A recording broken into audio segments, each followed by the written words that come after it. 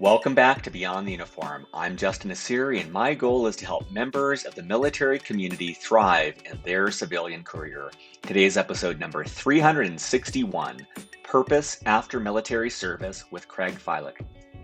I have to echo that. At the beginning of the year, I don't think I would have thought I would be participating in something like this. But I think one of my biggest takeaways is I've got more clarity on the direction I should be going. And, that's really, I was kind of all over the map before this and got some focus, which is one of my greatest takeaways. So very appreciative of it.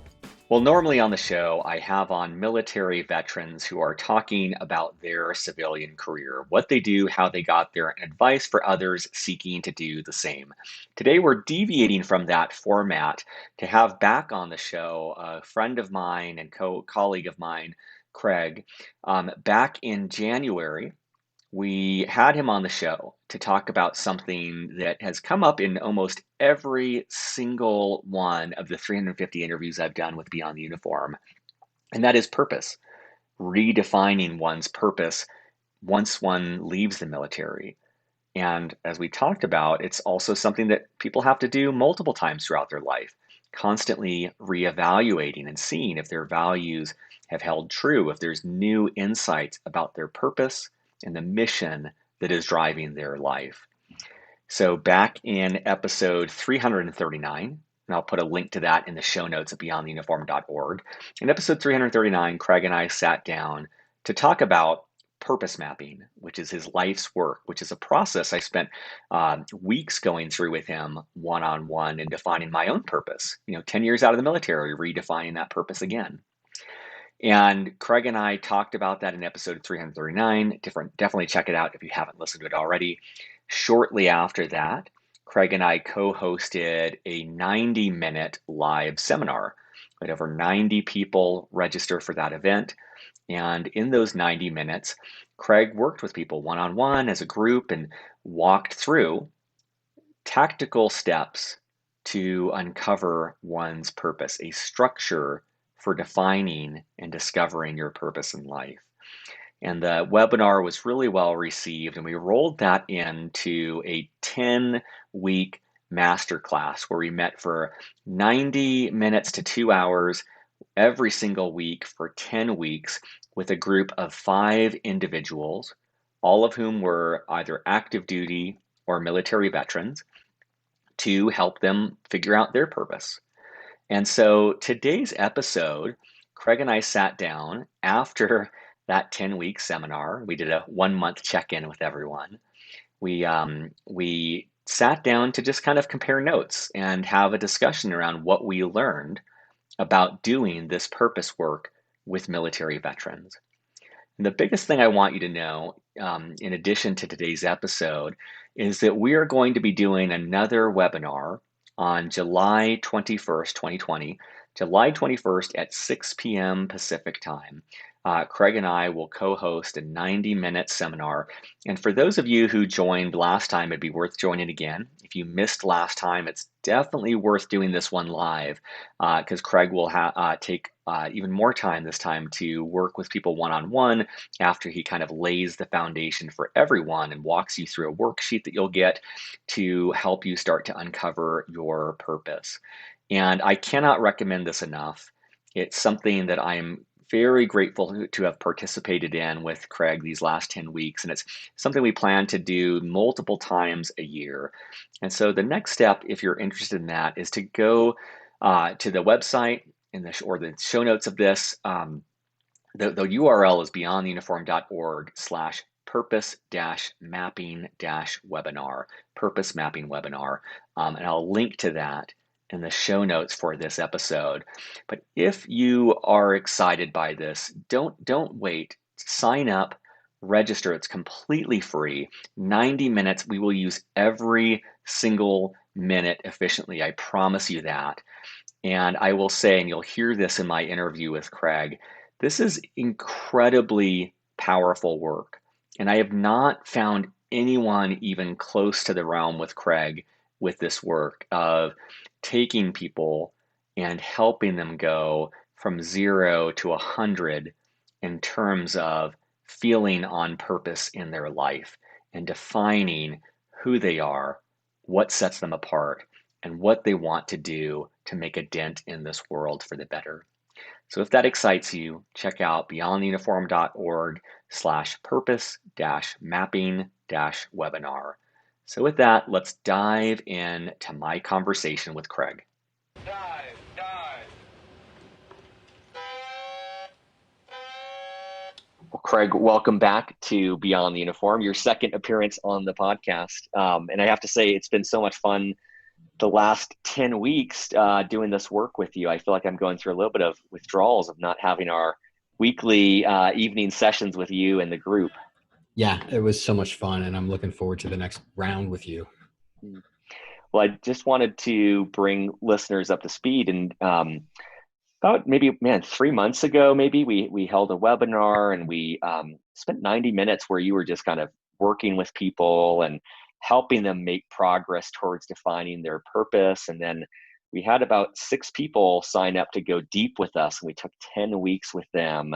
We met every single Wednesday night for 2 hours, and there was sometimes up to 4 hours, 5 hours of homework every week. And so a lot of reading and reflection and journaling. And we went on this, it felt like a Lord of the Rings type journey of having everyone together over 10 weeks and just really being brutally honest with each other and digging deep and working to refine each of our purpose and our mission and milestones in achieving that mission. So I was excited to have you back on the show for us just to, it's an unscripted riffing on what stood out to us, kind of what our takeaways were from working with people. And maybe to start off, what's one thing that stood out to you from this experience? I think it's so important to do these types of recaps and integrate and sort of curate and cultivate the learnings, really harvest the learnings after any mission, right? We always want to do a kind of a post-mortem of what went well, what can we do even better the next time, and that's how we improve through iterations. But to your question, I typically work with entrepreneurs and professionals, doctors, lawyers, these types of people. I rarely, I've worked with a couple of veterans, but I've never worked with a group of veterans. And I think the thing that stood out for me the most was in every single call, right? When we got to the time when everybody was going to get some laser coaching, and it was always like, okay, who would like to go first? And it was crickets. And it was like, I started to realize after about 4 or 5 weeks in, I was like, they're just not gonna step up and put themselves first. Everybody that we were serving was so service oriented that they were completely willing to go last. They wanted somebody else to go first. They wanted to put somebody else first. And it's almost bringing tears to my eyes right now. It's just so touching that, the people that are serving our country have that orientation. And so that was the big honor for me, was to be able to serve the veterans. And that's my biggest takeaway.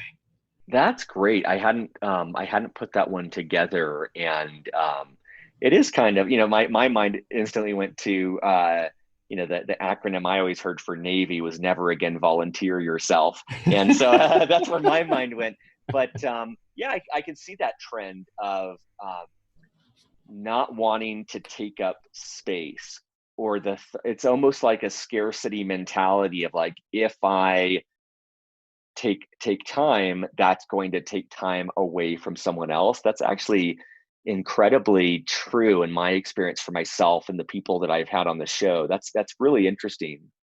I think one of the first things that stood out to me was and again, I don't have the long lens that you do around different types of people, but it really came through in the webinar and then in this journey that there seems to be a universal longing for purpose. And I don't know if the military is more likely to attract people who are purpose driven or who are looking to be bigger, part of something bigger than themselves.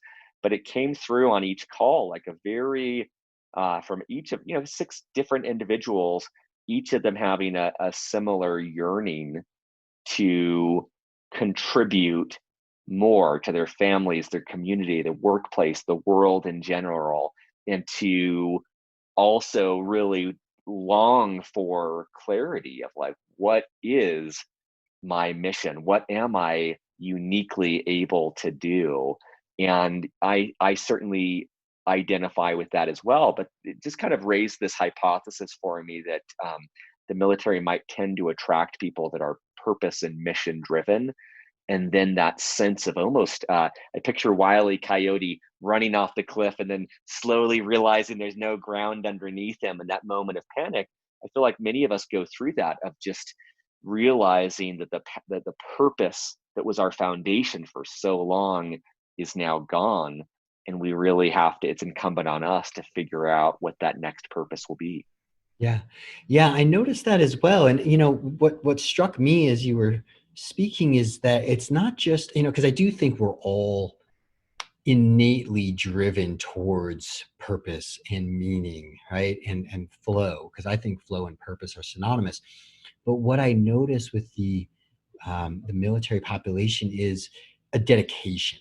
Like, I'm going to make the sacrifices. I'm going to become more so that I can serve, and I'm willing to step into very uncomfortable situations, environments, positions, relationships, whatever it takes in order to find that sense of purpose and meaning in service, in contribution, to something greater than myself. And that was Mm-hmm. it was very impressive to me. It was awesome, like in the sense of I Mm-hmm. was in awe.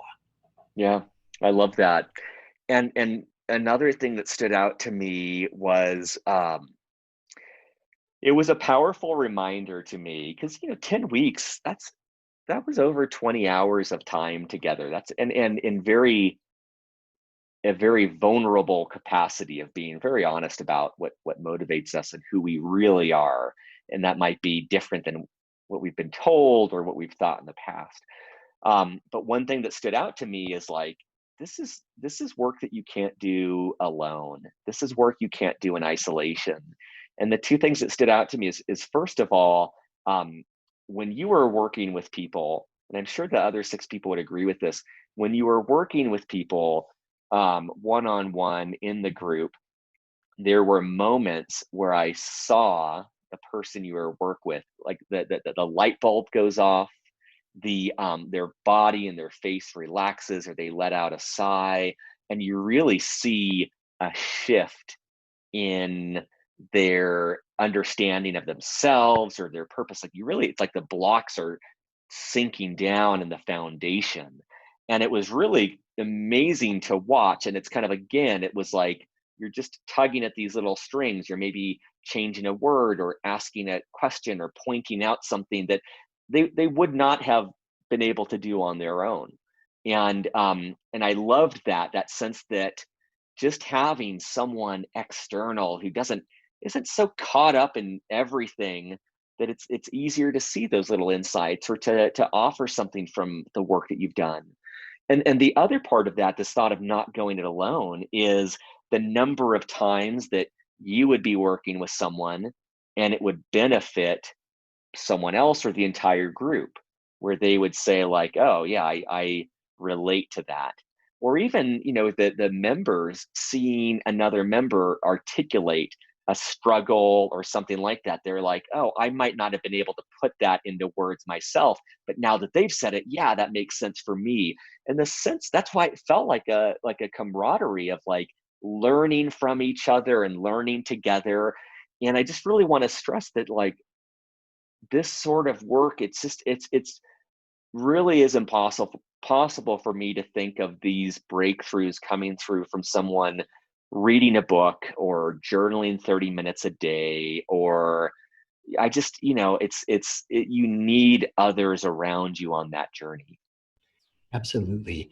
Yeah, I learned this years and years ago, and I think you and I mean, we met through men's work with John Wineland, and so we saw it a lot there as well. Is we're all mirrors for each other, and so we don't reflect 100% in everybody, but we reflect 20% or 30%, right? And so when you get a group together, you kind of get that 360 effect of like, oh, I got a little, I gleaned something from, their one-on-one time with, in coaching. And then I gleaned a little something from their one-on-one Q&A time.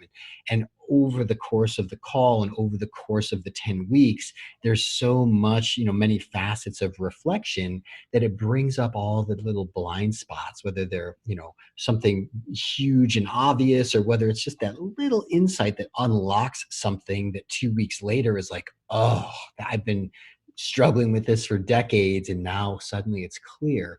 And that's what I live for, is those aha moments, whether I'm coaching somebody one-on-one, which is what I usually do, having that moment of literally the dopamine lights up their brain, and I get to sit there and watch that, and it changes their face and the light in their eyes, and they go, whoa.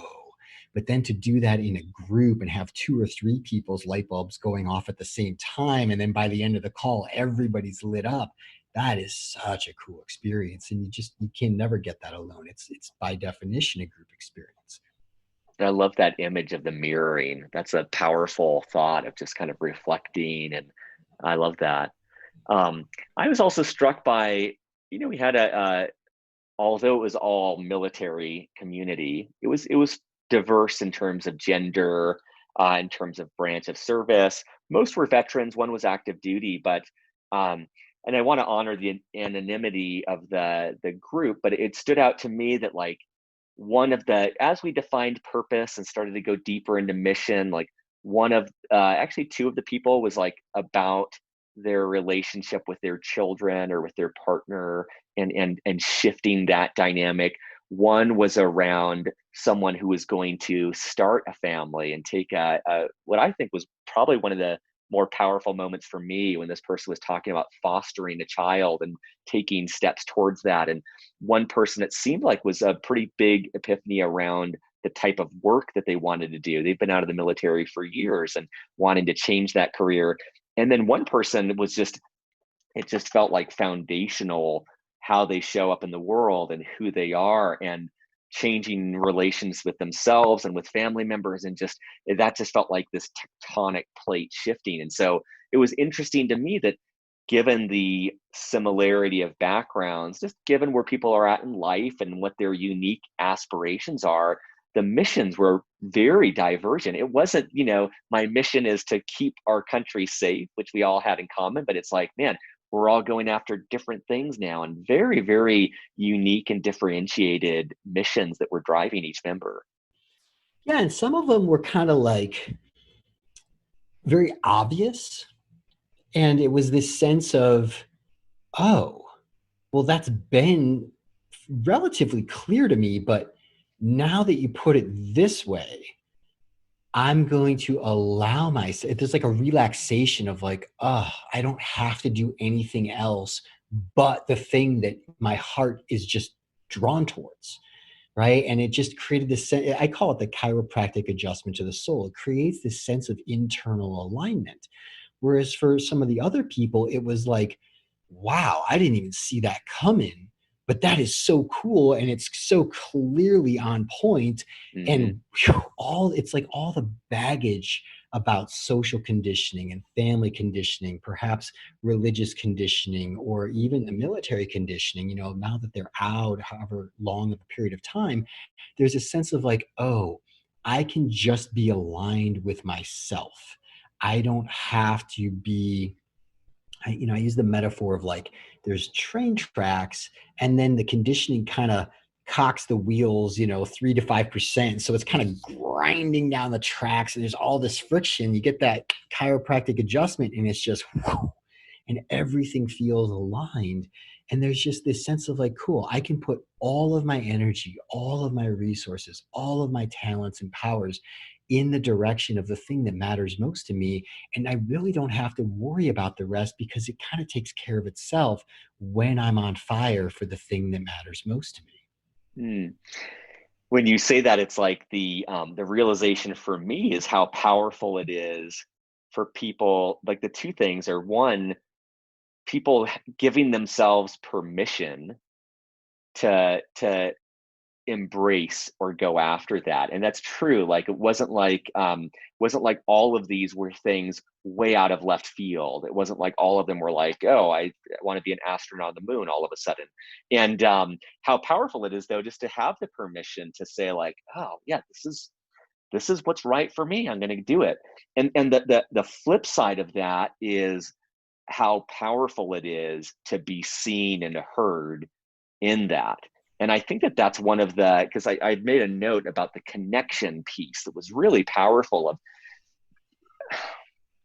it's not like I feel like in traditional interactions, it's almost like a script. What do you do for a living? Like we kind of like hash out the same ground, and we don't cover much of any of that in these workshops. And so I love the depth of relationship you can have with someone without really knowing the standard laundry list of things that you know about people. And then to be seen by them of saying like, this is like, to almost like step into it and have ownership. This is who I am. These are my values. This is the things about myself that I hate to admit. These are things that are painful about that I hate about myself. And these are the gifts that brings about. And this is what I'm going after. I think there's a lot of value in being seen in that and being witnessed, I think, as you make these realizations. It was very powerful to see. Yeah, I think that, we go into, I call it shadow work light. I mean, you and I have done like serious shadow work. And that takes a year of building a container and, like that's the focus of it. With purpose mapping, it's a part of it, but like you said, there's always a gift, right? Every adversity contains the seed of an equivalent or greater benefit is one of my favorite quotes from Mm. Napoleon Hill, Think and Grow Rich.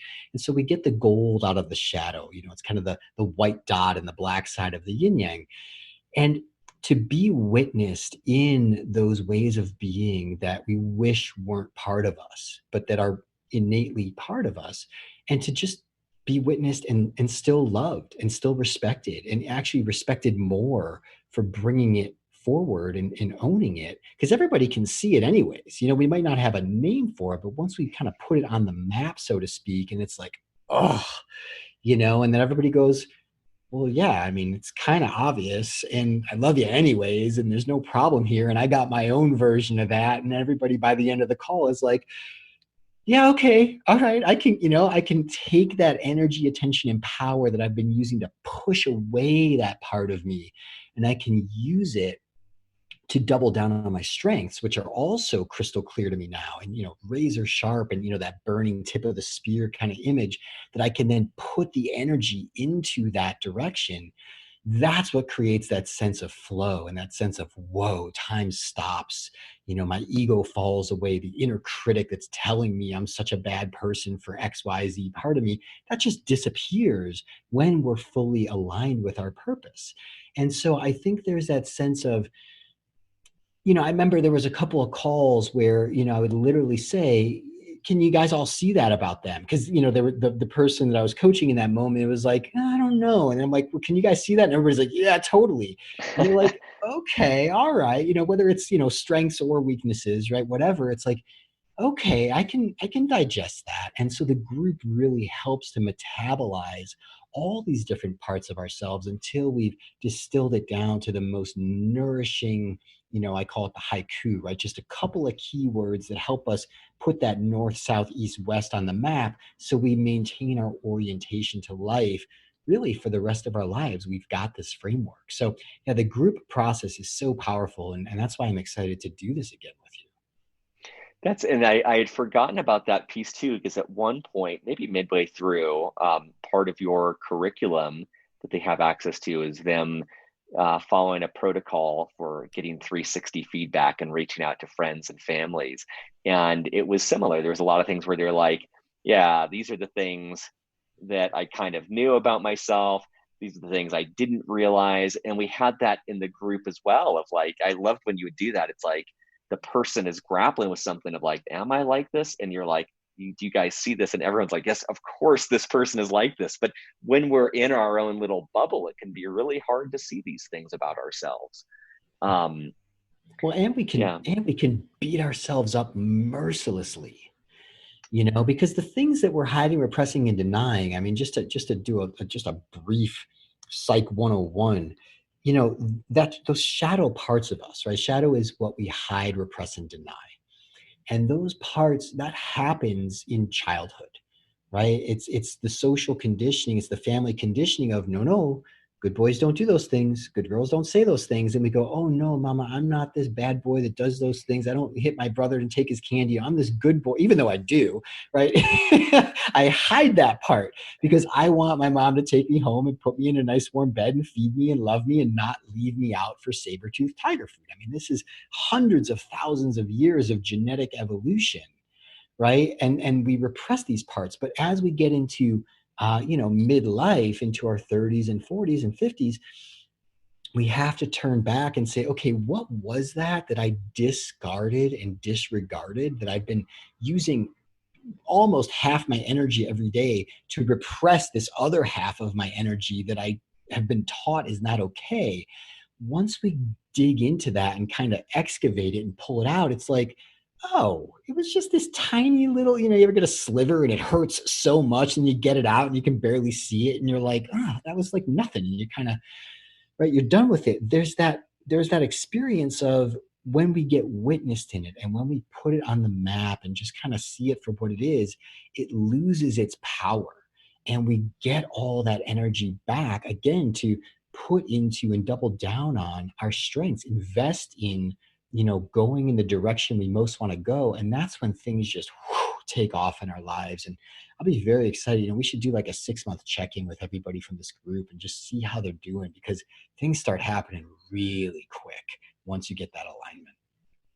I love that. I mean, and I got my purpose map that's been on my desk here for 6 months now. And I remember when you and I worked together, you know, we did this, and one of the words that came out of it for me around my gold was the word rugged. Yeah. And it was like, that was a big insight for me. And I remember during this journey, I posted in our Facebook group for the purpose mapping group that I went for a run one morning. It was like snowing out, and I went for a run in like shorts and a t-shirt.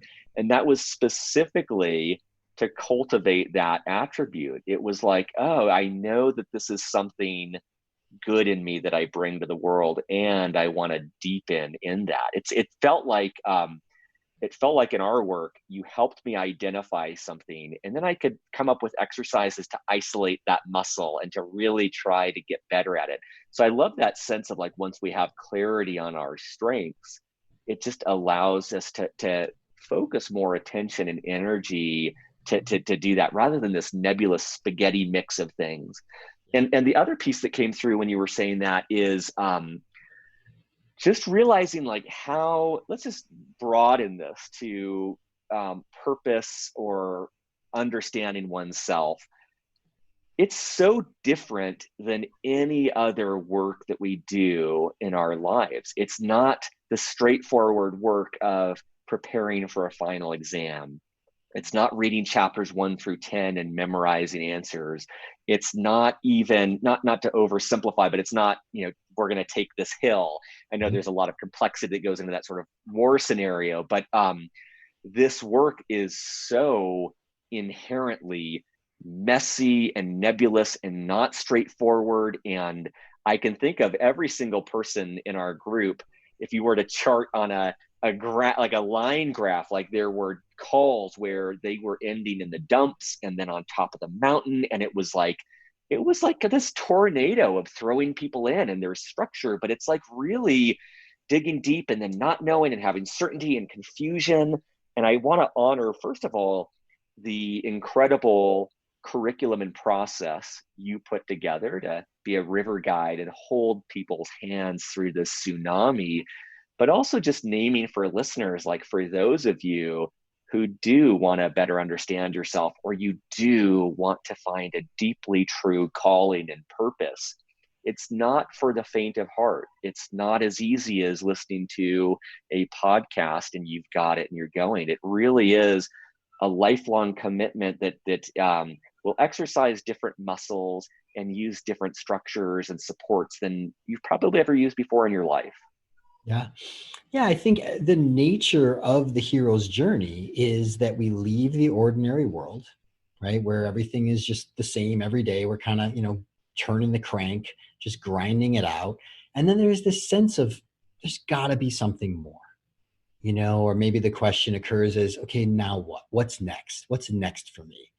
And we have this sense. And if we watch movies like, Star Wars or The Matrix or Harry Potter or even The Wizard of Oz, we're not in Kansas anymore. Something kind of swoops us up and says, okay, you meet the mentor, and then you cross the threshold and you're in a different space. And that's really, that river guide metaphor you use, that's the journey that we take people on. Is I use the analogy of the caterpillar, right? It doesn't just go into the cocoon and strap on butterfly wings and come out. It goes into the cocoon and it literally breaks down, right? Its identity breaks down, its caterpillarness breaks down. And at a certain point, it reaches what I call the point of maximal dissolution. It can't break down anymore. It literally turns into snot. Well, you can't do that just out on a branch without the container and the safety and the protection of the cocoon. So the first thing we have to do is build that container, and that's what those 10 weeks are. And then we kind of slowly melt people down, right? And by, fourth, fifth, sixth session in, there's this sense of like, I don't know which way's up. I can't, my bearings are all scrambled. Is this even working? I want to eject. I'm terrified. But the group process, in the sense that there is another step, and just do the homework and show up next week and we'll get you through it. And everybody got through it. What happens in the caterpillar is there's something called imaginal cells. And what that means is they contain the image of, or the architectural blueprint of, the butterfly. Now, what's fascinating is the imaginal cells are there from the very beginning of the caterpillar, and they're always there. But the caterpillarness, right? I was a philosophy major, so we'll talk about the caterpillarness in air quotes. The caterpillarness expunges those imaginal cells like they're pathogens, right? It just destroys them. But when the caterpillarness breaks down sufficiently, right? When the previous identity, when the, I'm a this or I'm a that, or I can't do this or I can only do that, when all that starts to melt down, those imaginal cells can, at the point of maximal dissolution, they take over, and they take all the same material, right, that was already there your entire life, and it reorganizes it. And then that creates the butterfly. And then eventually the butterfly squeezes through the crack in the cocoon. It kind of squeezes the water out of the wings, right? My daughter hatched caterpillars in Montessori school. And, her mom was a teacher there. And there was one that was kind of struggling to get out. So they opened it up, and that caterpillar didn't make it. It needed to squeeze through that essentially birth canal to get the water out of its wings, so that it was easy to, basically land on a rock, open its wings, the sun dries it, and next thing you know, it's flying. And that's what's happening to everybody in the group. It's like, whoa, like all of a sudden I was in this scary place and now I'm flying. Like, how did that happen? That's the majesty of this process. The part that I find the most interesting is the human heart contains imaginal cells.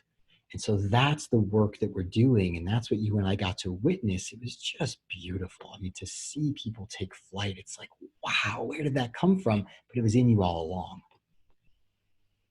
But what's eerie for me as you're saying that, something that clicked is as you were describing that, the completely different experience that came to mind and yet is so similar is the traditional boot camp of taking a diverse group of people with different skill sets and backgrounds and putting them through a process that's very nonsensical. They're doing things that just seem absurd, and there's so many different things happening all at once. And then over the course of time, they become a single unit. Over the course of time, they have shared values and skill sets, and they can work as a team.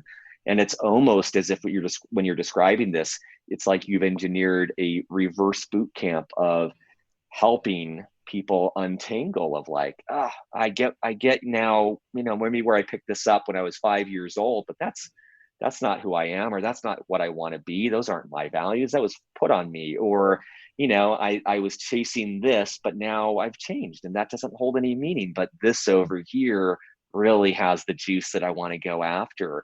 And yeah, there just seems to be parallels there of this incredible crucible experience where it's, boot camp, I don't think anyone would say is a straightforward, intuitive process, but it's been refined to sculpt warriors from civilians.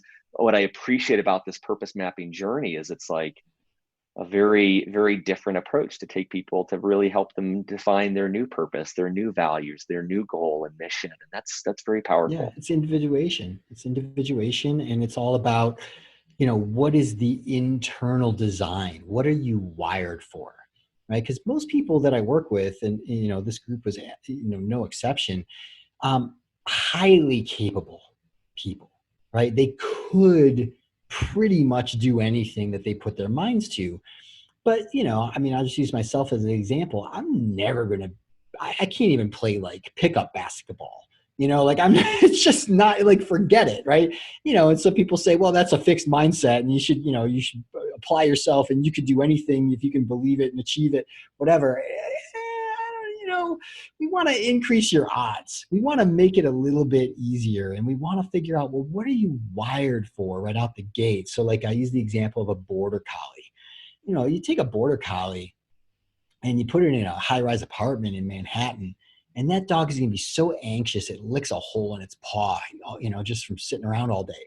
But I saw a border collie out in the middle of the desert in Nevada, and that dog was herding sheep, and it didn't have a leash, and it didn't have a fence, and it didn't, all it had was its purpose. And that was the happiest dog I think I've ever seen in my life. It was calm and centered and collected and on point and very aware of everything of its environment. And if anything got out of line, it was on it. And so that's really what we're trying to do is we're trying to figure out, what are you born for? What are you designed for? And once you get that clear, because it is always there, but once you bring it front and center and you go, oh, and everybody goes, yeah. And you go, really? Yeah. Okay. And then they come back the next week and they're just like on fire and they're like, this is it.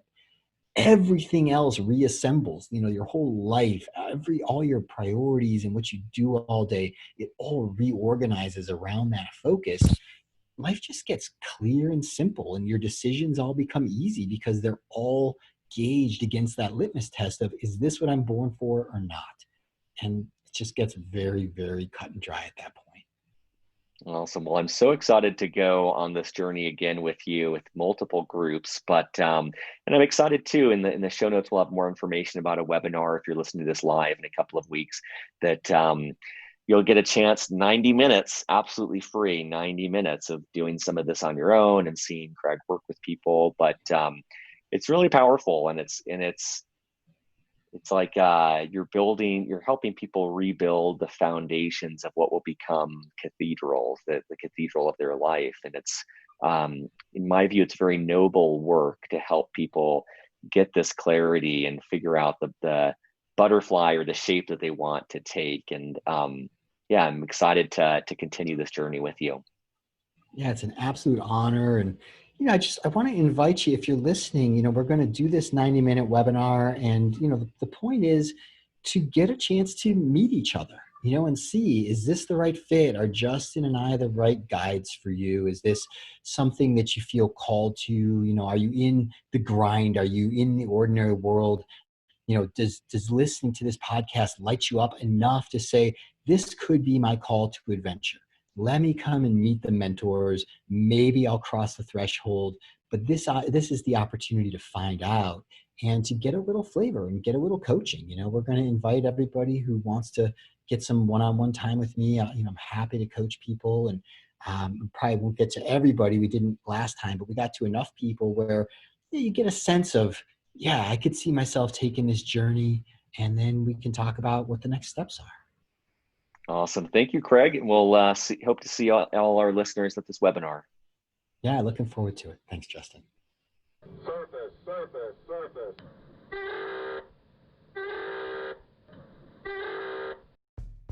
Thank you so much for listening. I just want to give one last plug. If you enjoyed today's interview, make sure to check out episode 339, where Craig and I go into a lot more detail about what this work looks like. But most importantly, sign up for our webinar on July 21st at 6 p.m. 90 minutes. Craig and I both will be working with multiple people during that call. You'll get a worksheet. You'll be able to start filling out a good portion of that worksheet and having tangible next steps to start identifying your strengths, your weaknesses, your purpose, your mission, your next milestone towards achieving that mission. A lot of ground that we cover in that 90 minutes. So the link is in the show notes at beyondtheuniform.org, or you can go to beyondtheuniform.org/purpose-mapping-webinar. Thanks, and we'll be back next week with more interviews with military veterans about their civilian career. Take care.